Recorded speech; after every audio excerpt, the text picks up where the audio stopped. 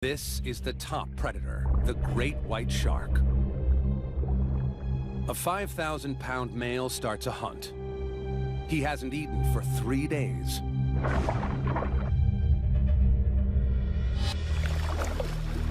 He picks up a scent from 2 miles away. Seals.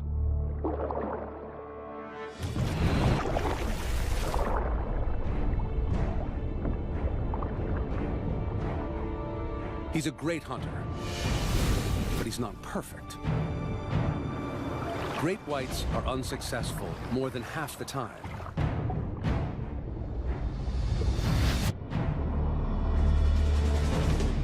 Weather conditions, prey reactions, or just plain luck can tip the odds. But this guy's got some clear advantages.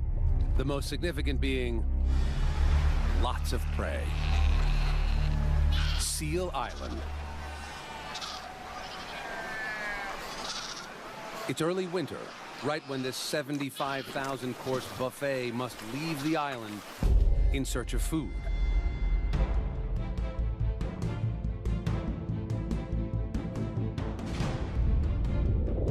It's the pup's first try at swimming.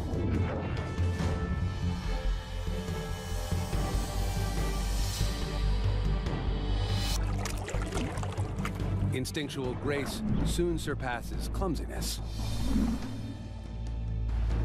They're on a mission.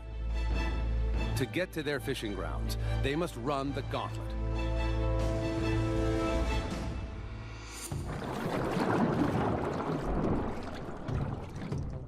The great white waits patiently.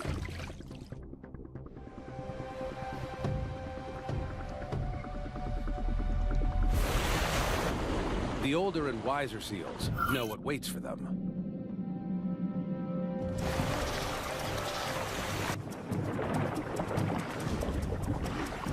The youngsters don't know any better. Hunger is a cruel taskmaster.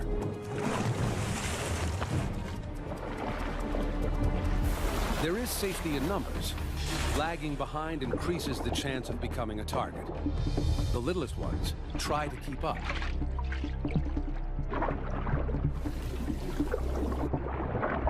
He can hear and feel them from over 200 meters away. In sharks, hearing and vibration detection are linked. The great white's invisible inner ears work together with 2 hollow tubes or lateral lines. Microscopic pores open them to the sea, and when something moves nearby, tiny hairs are stimulated, alerting him to the disturbance. Scientists call this sense a great white's distant touch. He can smell them, he can hear them, and by his distant touch knows they're close. He just needs visual confirmation.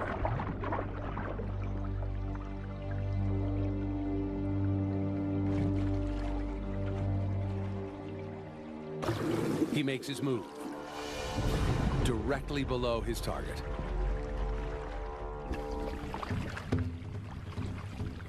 Then, he stokes his engine. The tail is the shark's powerhouse. Red muscle sustains the swimming of the shark, while white muscle allows for sudden bursts of speed, like a rocket booster, to launch upwards at speeds of up to 25 miles an hour.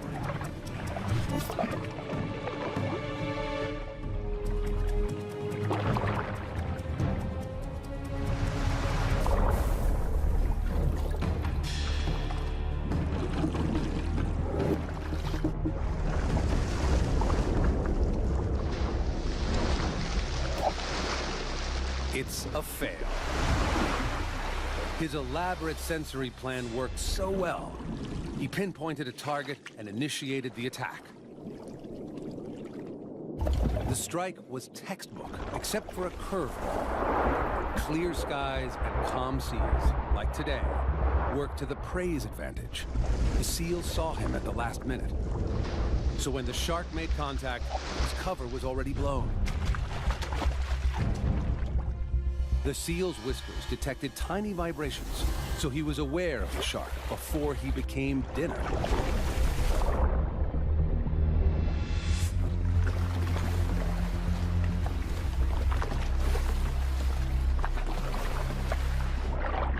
seals are now on high alert.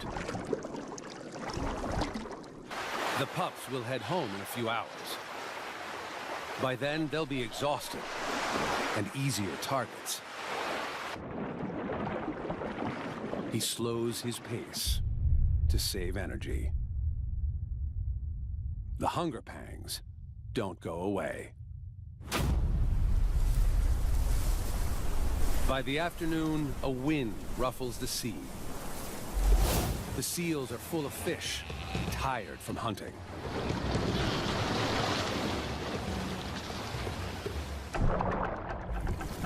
It's supper time.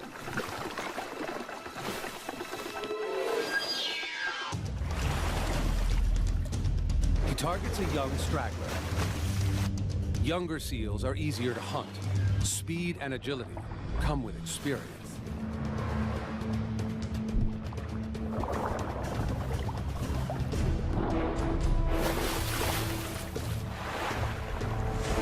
A great white has two major blind spots. Directly in front of the snout and right behind the head. The seal luckily lands in those spots. Agility wins. The seal makes it to the kelp. Double fail. For the shark, it came down to one critical moment. The initial strike didn't bear fruit, and from then on, the odds were in favor of the seal.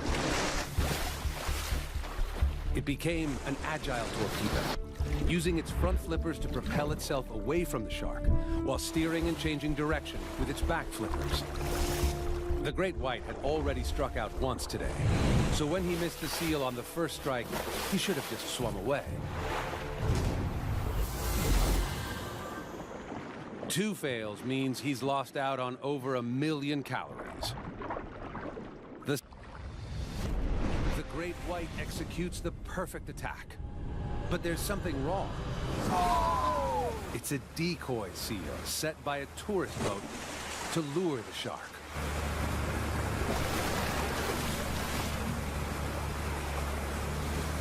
Great spectacle, but our shark didn't get his much-needed dinner. It's an epic fail for the shark, but it's a valuable lesson on how sharks get it wrong. Most of his senses told him the target was real. He could smell seal. He could sense them in the water. His adapted eyeballs tracked the silhouette, and he hit the mark. It looked like a seal, acted like a seal, but it didn't taste like a seal. He was hoping for blubber, but instead, he got rubber. The more he tries, the more likely he is to make a kill, as long as he doesn't burn out. He needs to eat one seal pup every 3 days to keep up with the amount of energy he's burning.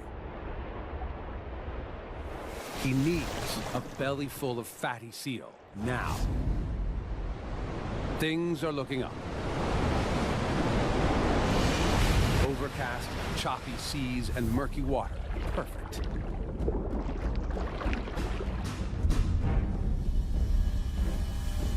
No longer in tight formation, the seals are trickling in from their 3-day fishing trip.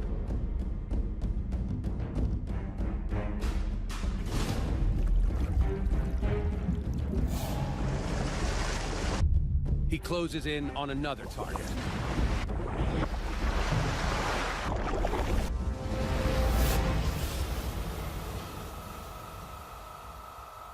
It's a direct hit.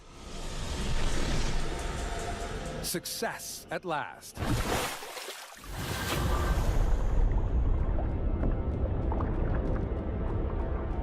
This time, the shark launched the strike just as the seal was taking a breath of air. He can rip off 20 pounds of seal flesh in a second. His teeth are like saw blades, slicing off giant mouthfuls.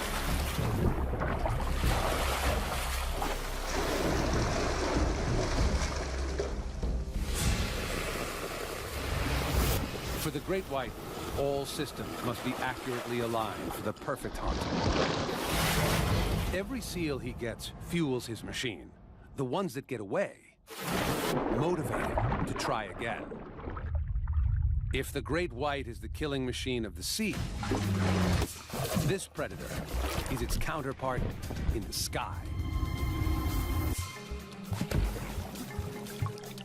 Gannets are air-to-water missiles, plummeting at 60 miles an hour for their food. Now, they're leaving to track down a fishy feast. 200 miles away, millions of sardines start their annual migration. The sardines form one of many massive clouds of fish called shoal to follow blooms of plankton. It's time to fly or die.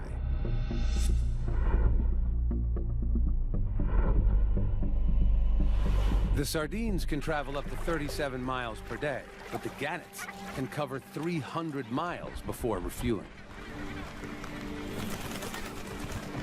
Their bird's-eye view means they can look for dark moving water, a sign of fish massing together. Unlike most birds, their eyes face forward, giving them binocular vision. They see them, or so they think. They were hunting for sardines, but instead, they've got a shoal of thousands of mackerel, bigger, more challenging fish to hunt. The shoal is at least 30 feet below the surface. The gannets prepare their superpower. They climb to almost 100 feet to maximize momentum and gravity.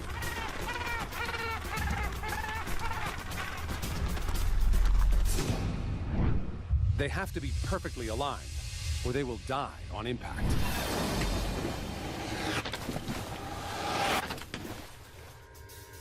Wings tuck,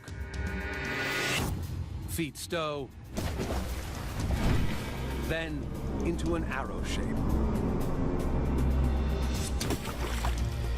Most objects at this speed and from this height would hit the water like it's a brick wall. But the gannets cut right through it. Protective membranes cover the eyes and act as goggles during the dive. The beak is strong and pointed. Their nostrils are internal, preventing any water from entering on impact. The thick skull bone is a crash helmet, and air pockets inside are like airbags, cushioning the blow.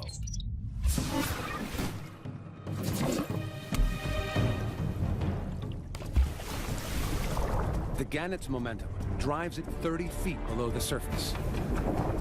The mackerel bunch together, making it tough for the gannets to pinpoint one fish. There's strength in numbers. And then the ball descends deeper, away from the menace above. The gannet has two options: go back to the life of a bird, or transform into the awesome superfish. The gannets won't give up. Instead, these birds turn into superfish. They flatten their wings and swim.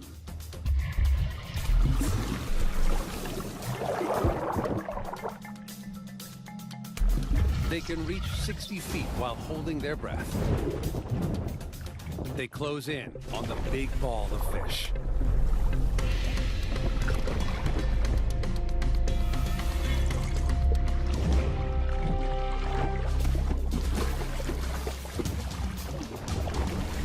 The gannets grab hold of the mackerel. But their plan of attack isn't working. The mackerel are wriggling free, despite serrations near the tip of the gannet's bills, good for gripping slippery fish.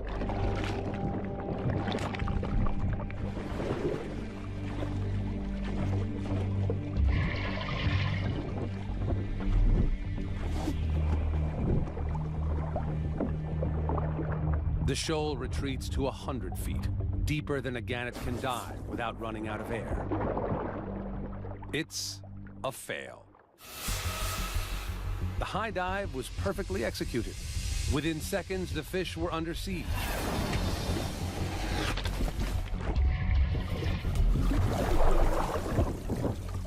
But when they grab the prey, the mackerels slip free.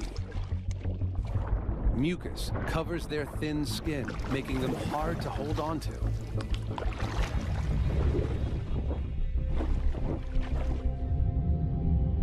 The gannets are tired from the lengthy flight, and today the strong swimming mackerel proved too much for them. Then the entire shoal descended beyond gannet depth.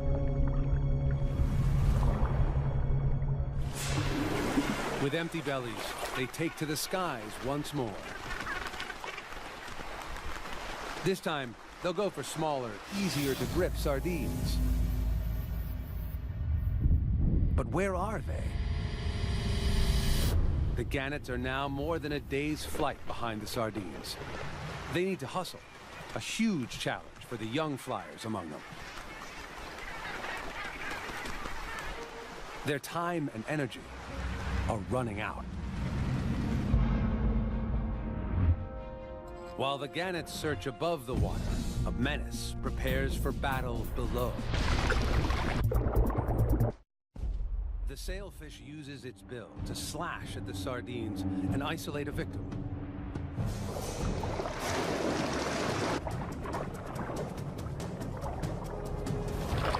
The next sailfish in line takes aim and strikes. It's completely off. When one misses, another is ready to take its place. Another failed. Or is it? Sailfish don't just pick off individuals. They hit multiple sardines over and over again.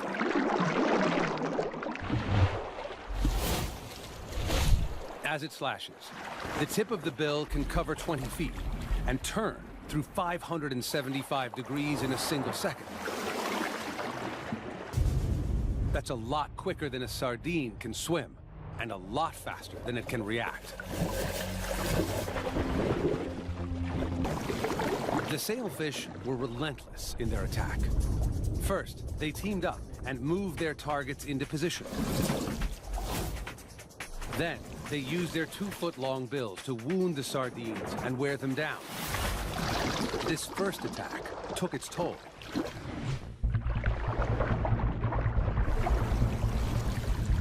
Each sardine was roughed up, then gulped down by the sailfish in less than 1/10 of a second.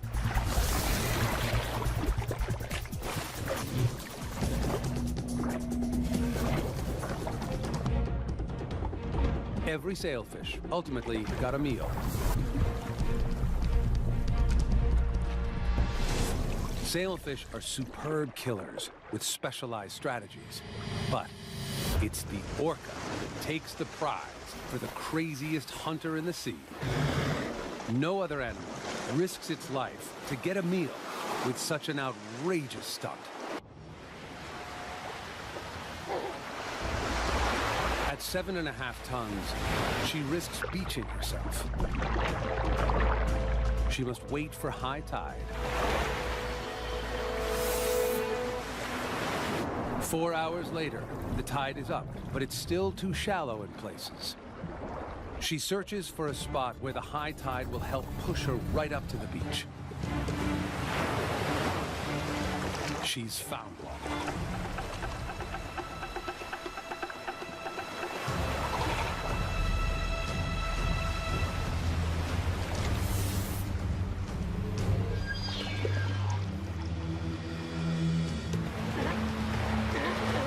She gears up to perform a super stunt, totally unique to this pod.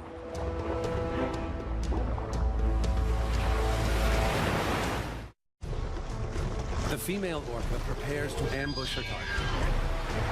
Surfing a whale, she speeds toward the beach at 30 miles an hour.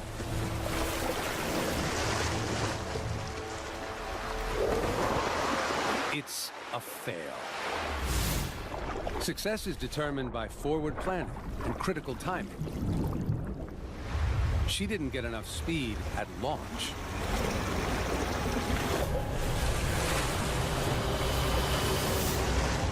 Then, at the last minute, she ran out of water to surf and put on the brakes.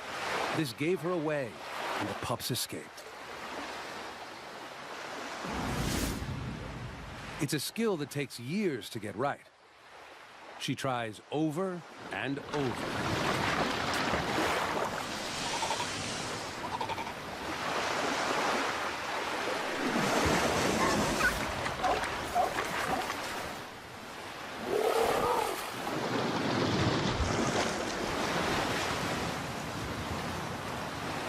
Can this massive 22,000-pound mammal haul its own bulk out of this fix?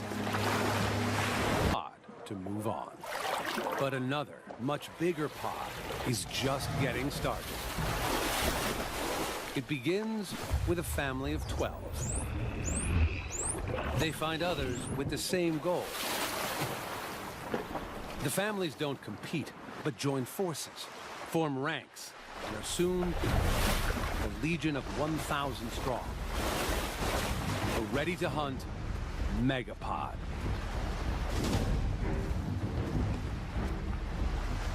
They've got 300 miles to cover to reach their target off the coast of South Africa. What drives this obsessive journey? None other than the irresistible sardine, now migrating within their reach. And they are being watched closely from above. Having failed to find the sardines themselves, the gannets place their bets on the dolphins. Just follow and let them do the hard work.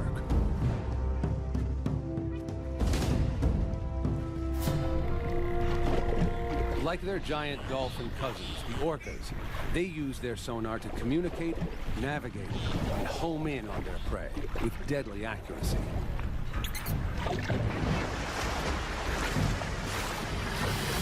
Thousands of echolocating predators soon pick up the swimming fish. The sardine migration pushes steadily northwards.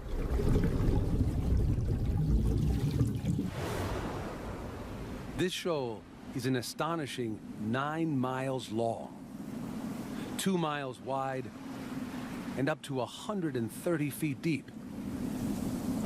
In some places, the shoal is so dense and moving so fast that the fish in the middle die from a lack of oxygen.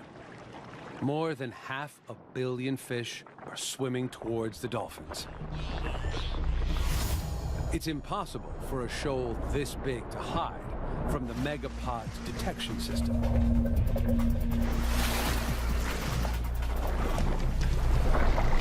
The sardines fall right into the dolphins' trap.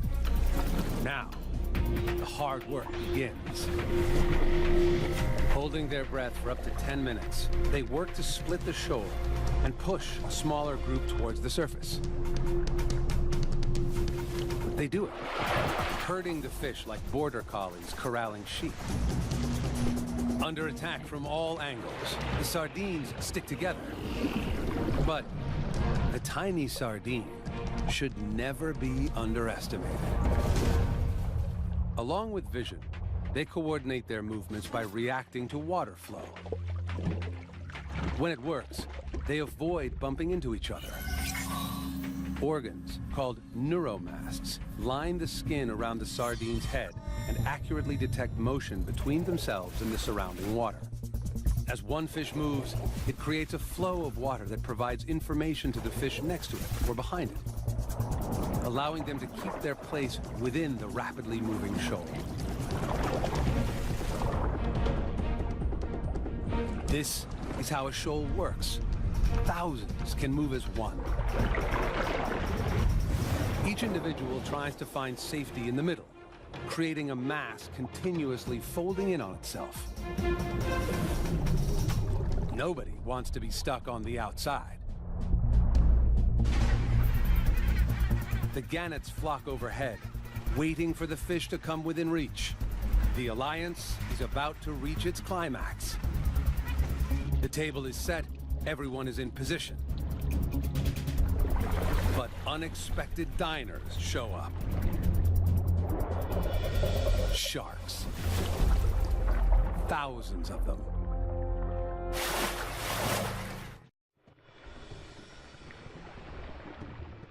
The dolphins and gannets hold back. Feeding with the enemy means they could easily become a meal themselves.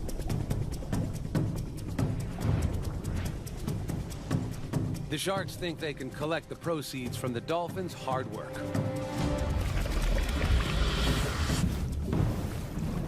They bully their way in, destroy the tidy formations the dolphins have organized. But the sharks can't get a mouthful.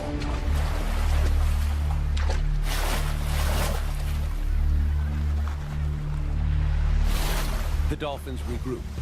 Just maybe they can patch up the mess.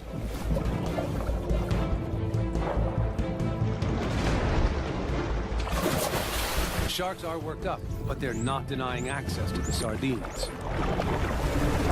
The dolphins boldly focus on turning this setback into a victory. If they don't, they all go hungry. Dolphin, gannet, even shark. The dolphins are back to herding.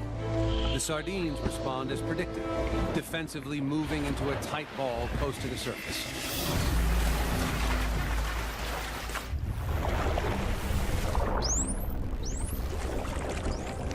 The gannets watch the turmoil from above.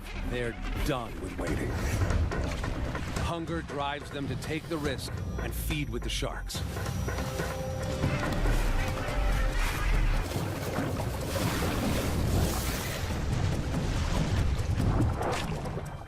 The feast fast becomes a frenzy.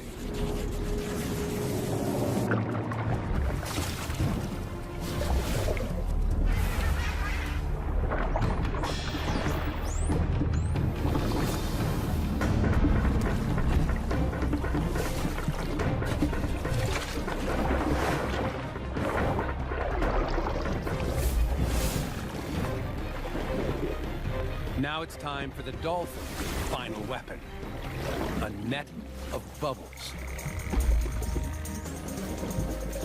The bubbles form a barrier that the sardines don't like to cross.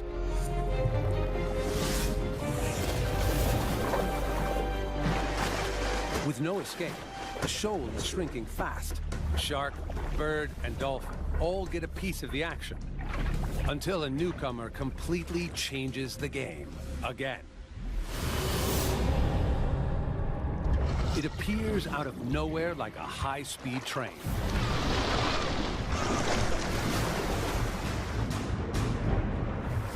"42 feet in length, with the ability to swallow a small car, the Brutus whale vacuums up hundreds of sardines in one mouthful.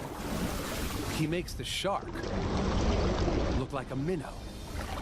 Flicks of its muscular tail power it upwards at high speeds. Even with its gigantic ballooning mouth, creating drag. Another whale explodes out of the depths. This time, it's a female. She's even bigger than the male. And she needs to eat over 3,000 sardines a day to survive.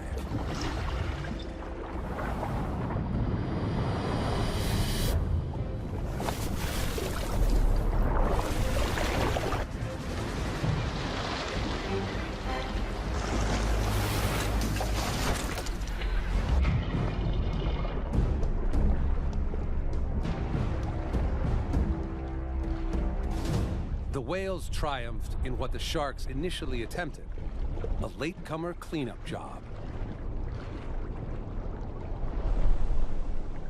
The dolphins scoop up what's left, and there's not much. Only one lucky sardine survives. It sees a gap, hightails it out of there. It was a surprising, multi-staged, multi-species kill, with critical turning points. The dolphins were the masterminds, tracking the shoal with sonar. The gannets used them to locate the migration. The dolphins triggered chaos, and the sardines retreated into a ball. The final step was to split the shoal into smaller balls and chase them up to the surface. Then the sharks bulldozed their way in, messing with the dolphins' plan and not helping their own cause. But the dolphins had the courage to regroup and pack the fish together again. As a result, all the predators could gorge themselves until the dark horse showed up. He vacuumed as much as he could before the bigger female took over, and she finished them off before the others could. Still, the super pod of dolphins is well fed. They disband and go their separate ways. The gannets now have enough protein to fly home. The sharks are full. And the whale did the least amount of work for the most reward. The sardines were massacred. There is safety in numbers,